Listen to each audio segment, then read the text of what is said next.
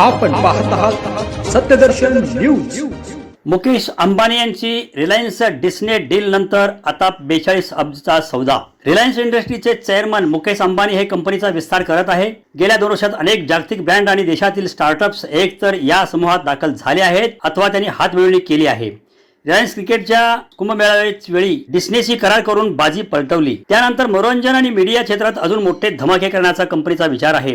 त्यातच company Reliance Viacom 18 मीडियामध्ये पॅरामाउंट global मधील वाटा खरेदीची तयारी करत आहे। फेब्रुवारी महिन्याच्या शेवटी मुकेश अंबानी यांची रिलायन्स इंडस्ट्रीने डिस्ने सोबत करार केला होता। रिलायन्स जॉईंट व्हेंचरचे 11,500 कोटी रुपयाची गुंतवणूक केली होती।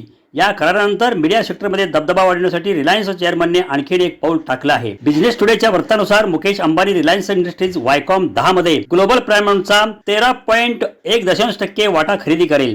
पॅरामाउंट ग्लोबल इंडिया मीडिया जॉईंट व्हेंचरमधील त्यांचा हिस्सा रिलायन्स विक्री करण्याच्या विचारात आहे।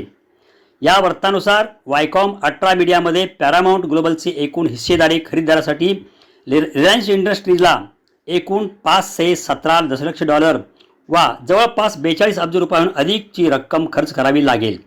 पॅरामाउंट ग्लोबलशी संबंधित हा करार डिस्नेसोबतच्या रिलायन्सच्या करारानंतर पूर्णत्वास येऊ शकतो। ते या क्षेत्रात टीव्ही चॅनलचे मालक आहेत।